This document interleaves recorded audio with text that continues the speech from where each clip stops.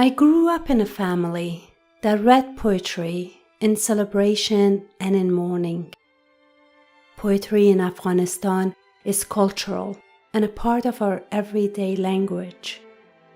My father especially loved poetry. He used to tell me, "I love hearing you reciting poems." During our afternoon tea gatherings, often I recited poems for our little family. I wrote my very first poem when I was in second grade. It was a deep poem for an 8-year-old. It was about war. At the time, Afghanistan was in the middle of the war with the Soviet Union. On my first poem, my mother, a teacher of literature, said to me, "The words in a poem must dance together." And to flourish my love for writing, I received my very own book of poetry from my father when I was 11. On the back of the book he wrote, "To the light of my eyes, my love, my dear and sweet daughter." And those words of love gave me the passion to continue to write. That book is the one thing I have carried with me from country to country. And now, 29 years later, it is still sitting on my nightstand.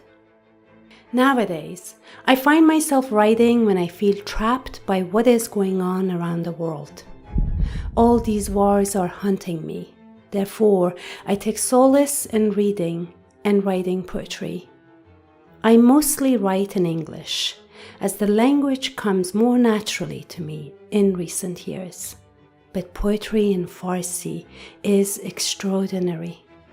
Thus, when I really need to pick myself up, writing in Farsi, however more difficult, brings me the ultimate peace.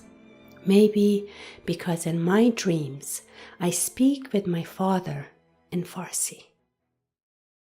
Regardless of the language, I use poetry to write for justice, for humanity, and love. After all, love is a universal language, and poems can beautifully convey what it is like to fall in love, the loss of love, or a loved one. And I use poetry so the world moves away from this single story of what an Afghan woman is like. Timid, oppressed. We have warrior women of all backgrounds, and some of us are also poets. He said, "I can't breathe." And with that, America too stopped breathing. The world stopped breathing. And this Muslim sister and the rest of the Muslim community in America and around the world too stopped breathing.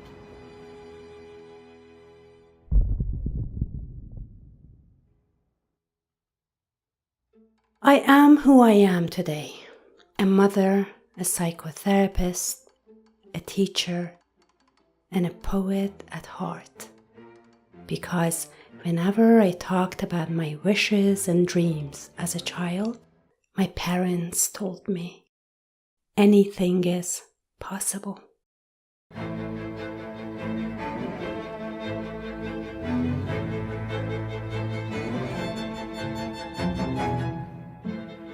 I had all the trees in the backyard where none of the birds will go.